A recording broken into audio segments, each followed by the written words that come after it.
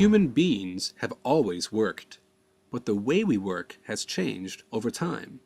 In working, we not only create the necessities for our own survival, but we create the world around us and create ourselves. Work not only defines our relation to the natural world which we work upon, it also defines our relations with each other and how we understand ourselves. As our labor becomes more powerful, more productive and impressive in its achievements, it takes on more complexity and calls forth a more sophisticated social system to coordinate all of these diverse and complex labors. Certainly other animals are capable of very complex and impressive work, beehives, ant colonies, but yet there seems to be something distinctive about the way humans work, the way we relate to the natural world, the way we build societies.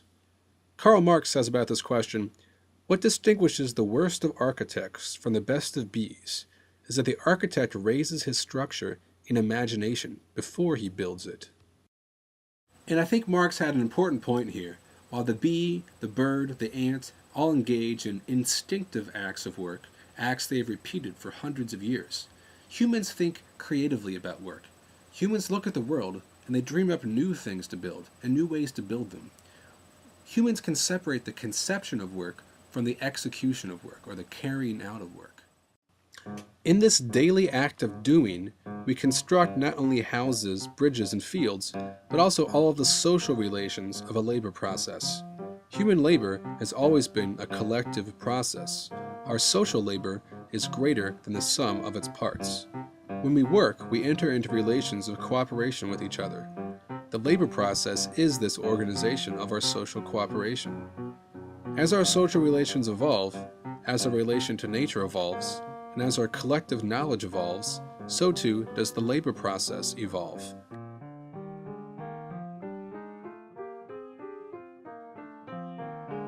To understand our current condition, to understand modern man, it is crucial to understand what is unique about work in a capitalist society and the way this labor process has evolved over the history of capitalism. We should start by noticing the distinctive way labor is used in a capitalist society.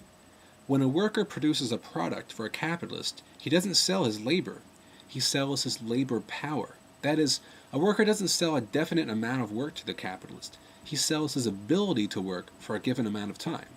It's up to the capitalist to get the most labor out of this period of time as possible in order to maximize profits. Thus, with capitalism, we get the problem of management, of how to control and organize the labor process for maximum efficiency. This is why the question of time becomes so important in a capitalist society. The capitalist is constantly seeking ways to get the most value out of every minute. This constant question of time in relation to productivity permeates all of society, even outside the workplace. The more capitalist social relations become dominant. Every tick of the clock is time won or lost. Every 60-minute sweep, every 12-hour tour of those relentless hands is turning out carload lots of time for us to use ourselves or to give away to the enemy.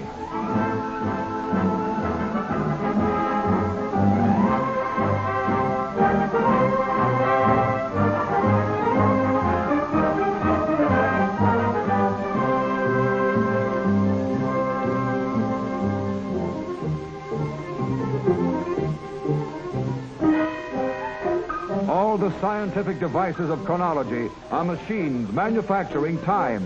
The tool that in our hands means victory. And our hands must be as relentless as the hands of our clocks. They cannot afford to be less.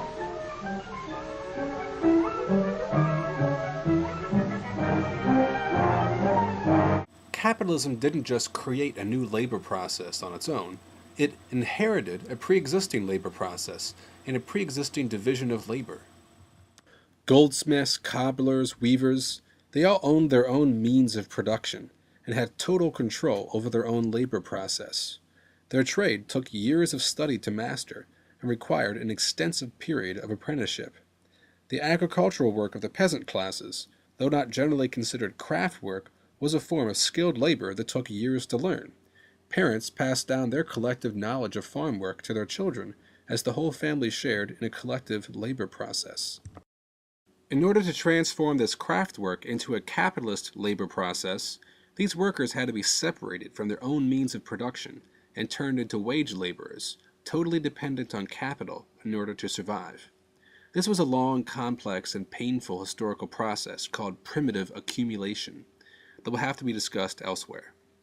We can still see this process at work in parts of the Third World where free trade policies like NAFTA destabilized traditional agriculture, sending people out into the job market looking for work as wage laborers. One of the first innovations in the capitalist labor process was to bring all of these workers together into one workplace. This allowed the capitalist more control over the process of labor, thus beginning the long history of the conscious manipulation of the nature of work in order to extract as much value as possible from the workforce.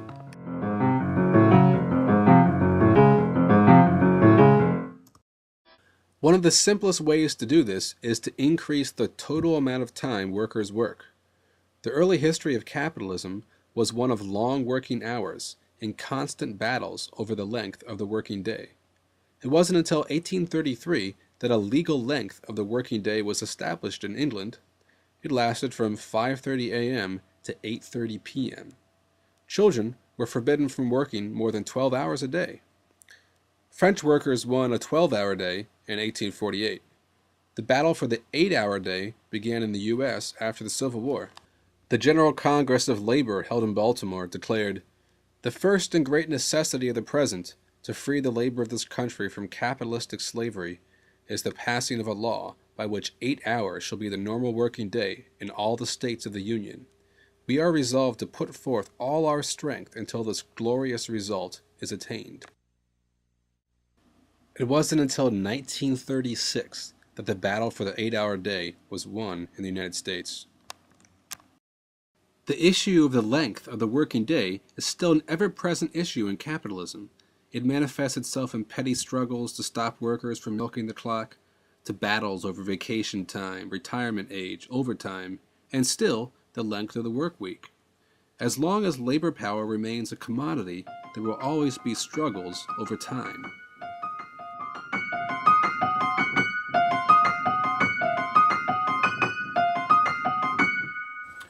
To the extent that the working day can no longer be extended, whether because of legislation limiting the working day or just because the day isn't long enough to satisfy the voracious appetite of the capitalist class, to that extent, the capitalist is driven to increase the amount of surplus value workers produce within a given period of time. This means exerting more control over the labor process, controlling how workers work in order to make this work the most efficient. The history of work in capitalism is full of experiments and theories, all devoted to this problem of labor control.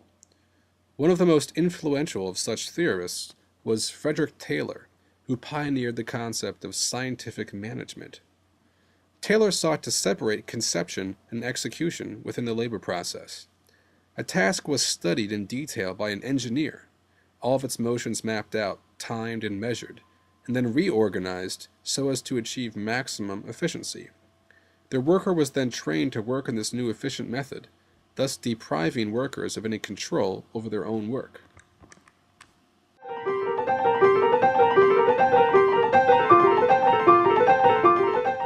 A management guide about office work from 1960 broke down the category open and close like this.